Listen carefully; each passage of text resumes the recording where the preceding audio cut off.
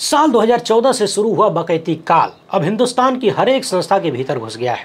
एक वक्त में देश की अदालतों और उसमें बैठे जजों के फैसले बोलते थे।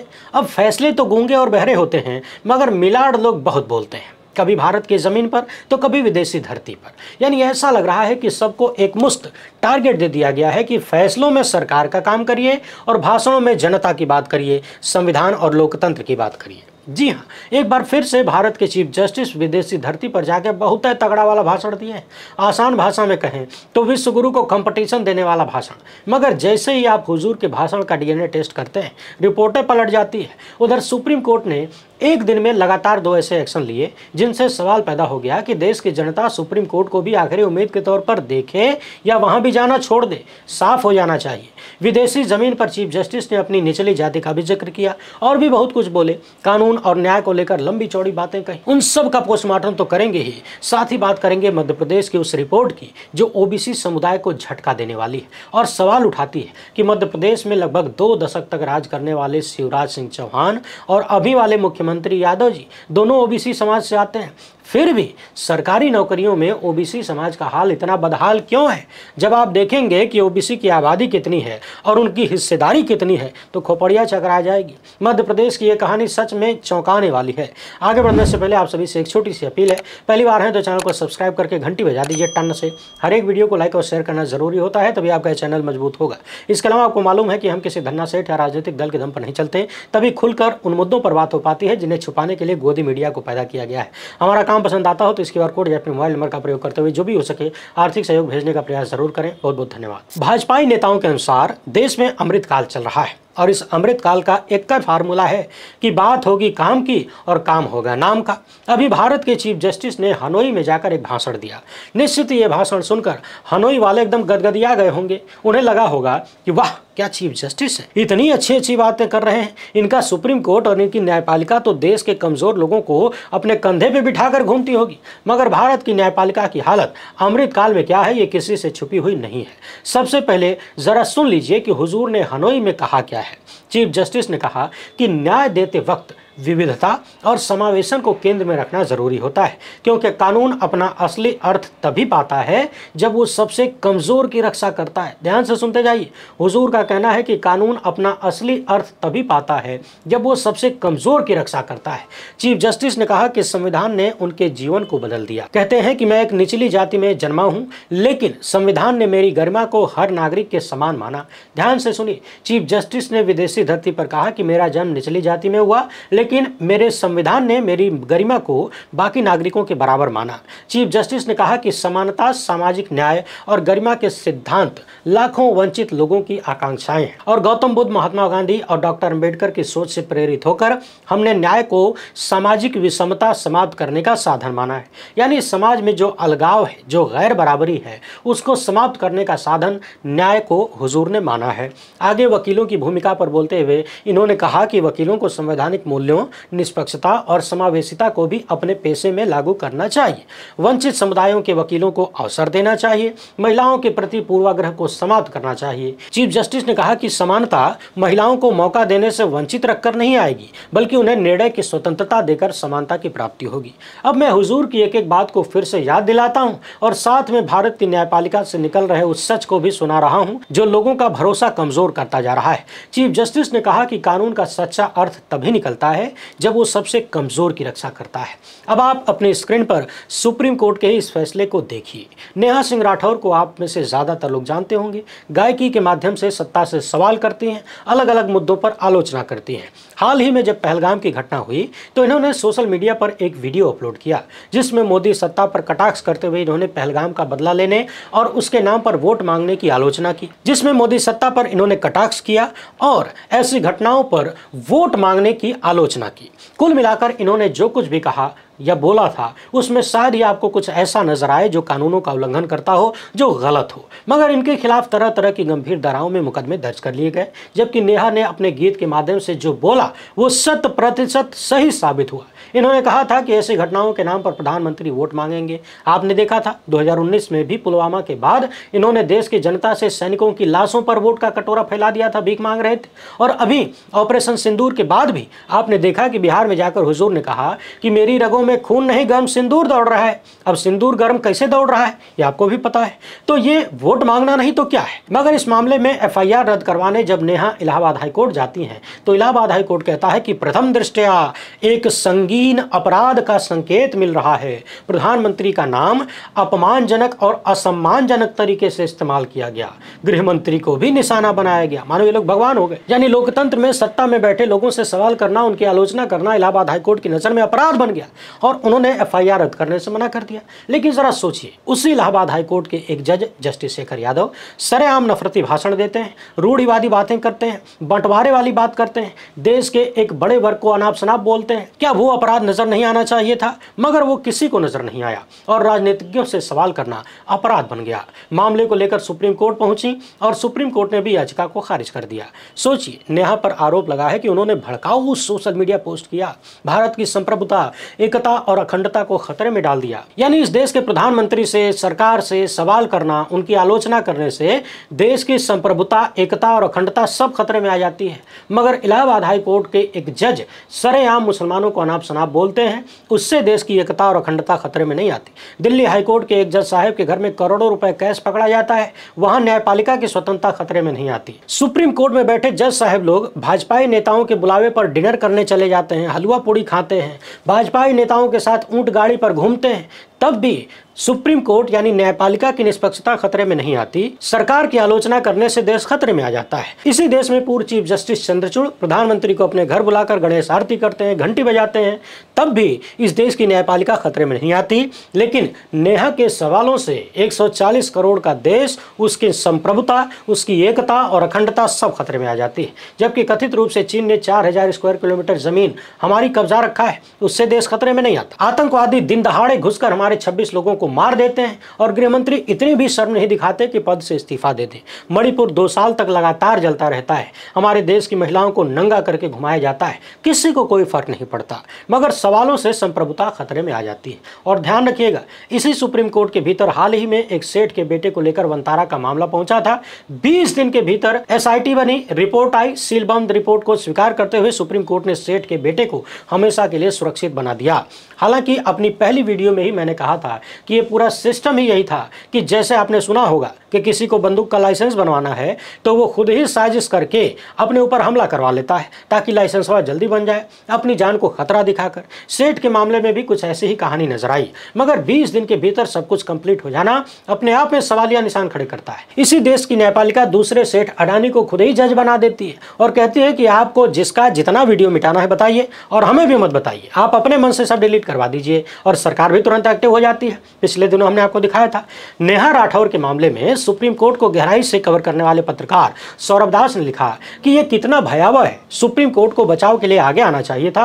पहलगाम पर नेहा राठौर की कोई भी टिप्पणी भारत के खिलाफ युद्ध छेड़ने जैसी नहीं थी। फिर भी बेंच ने इस आरोप को खारिज करके वर्षों तक कानूनी उत्पीड़न और आर्थिक नुकसान से बचाकर नेहा की रक्षा करने का विकल्प नहीं चुना। यहां तक कि जब याचिका वापस लेने का अनुरोध किया गया तब भी बेंच ने इनकार कर दिया। अगर सुप्रीम कोर्ट का यही हाल है तो नागरिक कहां जाएंगे? आप दर्शक जरा सोचिए, यदि अंतिम विकल्प ही इस तरह हाथ खड़ा करता हुआ नजर आएगा तो फिर बाबा साहेब ने और हमारे पूर्वजों ने हमें जो बोलने का अधिकार दिया है, जो सबसे महत्वपूर्ण अधिकार है, उस अधिकार का क्या होगा? यानी मूल अधिकार का प्रयोग करना भी अब अपराध की श्रेणी में आ चुका है। मगर चीफ जस्टिस कहते हैं कि जब कानून सबसे कमजोर व्यक्ति की रक्षा करता है तभी उसका असली मतलब निकलता है। सवाल है कि कानून नेहा सिंह की रक्षा क्यों नहीं कर पा रहा है? हाल ही में पहलगाम कांड के आसपास ही प्रोफेसर महमूदाबाद ने देश की हकीकत बयां करते हुए फेसबुक पर पोस्ट लिखा। उनके खिलाफ सुप्रीम कोर्ट में क्या कुछ हुआ आप सब ने देखा। आखिर कानून महमूदाबाद की रक्षा क्यों नहीं कर पाया? वहीं पर आपने देखा कि सरेआम भारतीय सेना की एक काबिल महिला अधिकारी को भाजपाई मंत्री मध्य प्रदेश वाले ने कैसी कैसी गालियां दी, आतंकवादियों की बहन बुलाया, मगर फिर भी वही कानून एक मजबूत को सजा नहीं दे पाया। देश में आए दिन बुलडोजर चल रहा है। हाल ही में चीफ जस्टिस ने बुलडोजर पर ब्रेक लगाने के लिए अपने फैसले का गुणगान करते हुए विदेशी धरती पर बहुत कुछ कहा, तो एक नफरती चिंटू ने चीफ जस्टिस के ऊपर ही जूता मार दिया।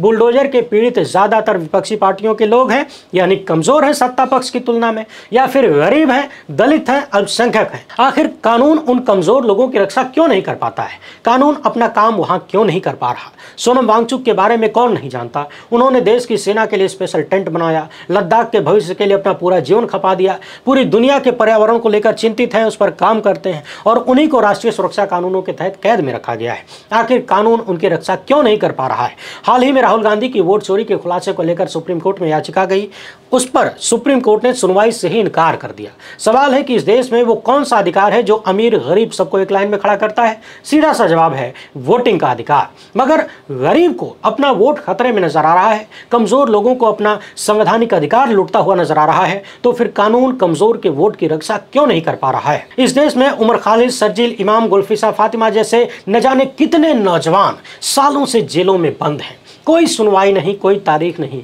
कुछ भी नहीं होता, बेल भी नहीं मिलती।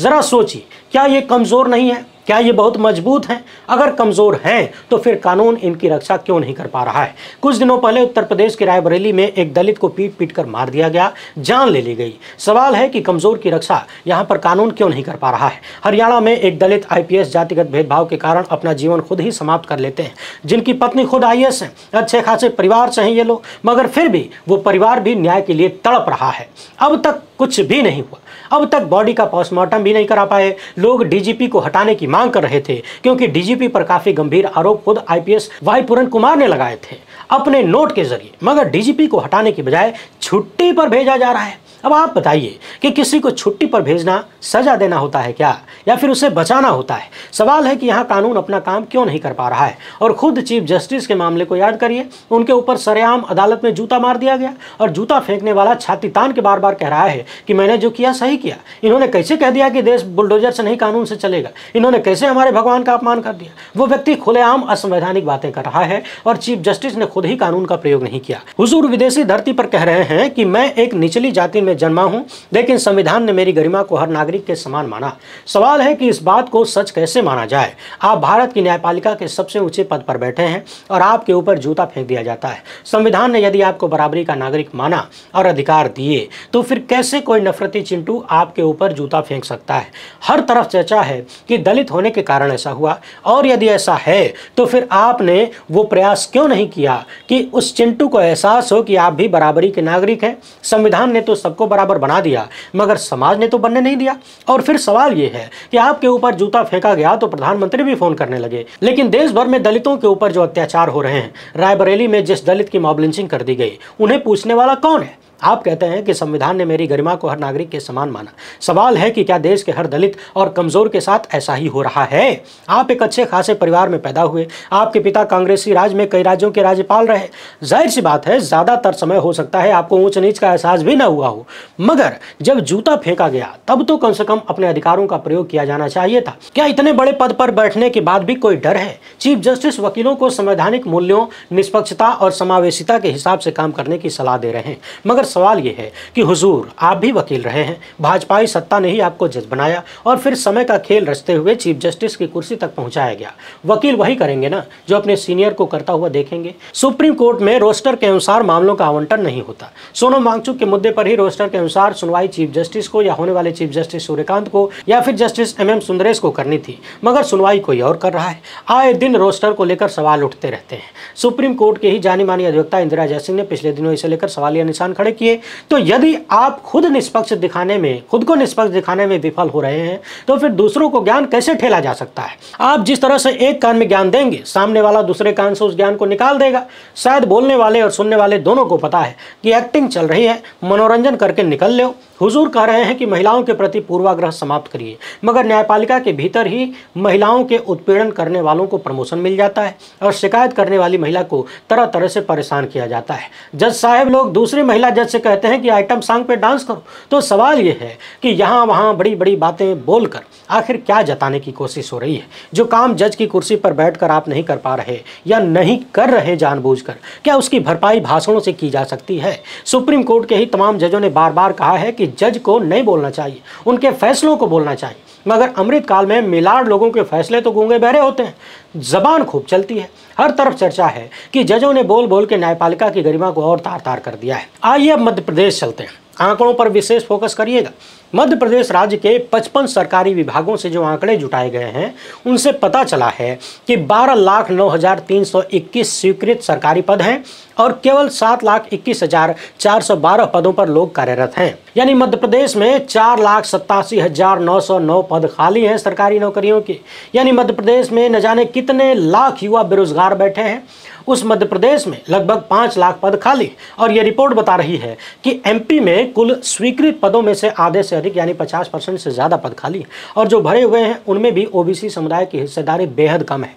जितने पद भरे हैं उनमें ओबीसी वर्ग के कर्मचारी 28%, अनुसूचित जाति के 17.5%, अनुसूचित जनजाति के 18% हैं, जबकि सामान्य वर्ग के 36% से ज्यादा। वहीं यदि हम बात ऊंचे पदों की करें तो इस रिपोर्ट में बताया गया है कि जैसे जैसे नौकरशाही में ऊंचे स्तरों की ओर आप बढ़ते हैं, ओबीसी का प्रतिनिधित्व तेजी से घटता है। क्लास 1 की सेवाओं में ओबीसी सिर्फ 9.5% है, जबकि जनरल कैटेगरी 64%। यानी क्लास 1 की सेवाओं में जनरल कैटेगरी से 64% अधिकारी हैं, ओबीसी से मात्र 9.5%। और क्लास 4 की बात करें तो ओबीसी की हिस्सेदारी 32% से ज़्यादा है। रिपोर्ट में कहा गया है कि ये आंकड़े सामाजिक और शैक्षणिक रूप से गहरे पिछड़ेपन को दर्शाते हैं, जबकि राज्य में आबादी के हिसाब से ओबीसी की हिस्सेदारी करीब 45% है। यानी सोचिए कि मध्य प्रदेश में ओबीसी की जनसंख्या 45% है, लेकिन क्लास 1 सर्विस में इनकी हिस्सेदारी मात्र 9.5% है। क्लास 4 में 32%।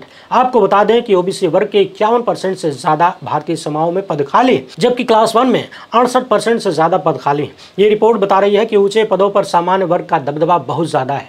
जनसंख्या के अनुसार लगभग 289%, यानी 3 गुना समझ लीजिए। यही हाल शिक्षा को लेकर भी है। शिक्षा में भी ओबीसी छात्रों की हिस्सेदारी अगर हम पीएचडी की बात करें तो मात्र 21% है। सर्टिफिकेट और डिप्लोमा कोर्स की बात करें तो 37 से 43% है। उच्च शिक्षण संस्थानों में एडमिशन को लेकर यह संख्या मात्र 33% के आसपास रहती है। यानी आबादी के हिसाब से शिक्षा के क्षेत्र में भी काफी पिछड़ापन है। सरकार ने ये रिपोर्ट सुप्रीम कोर्ट में दिया है। ओबीसी वर्ग के लिए 35% आरक्षण पर चर्चा चल रही है, क्योंकि जिस राज्य में पिछले लगभग 2 दशक से भी ज्यादा वक्त से भाजपा की सरकार है, लगातार ओबीसी मुख्यमंत्री हैं, फिर भी वहां ओबीसी का हाल ये है।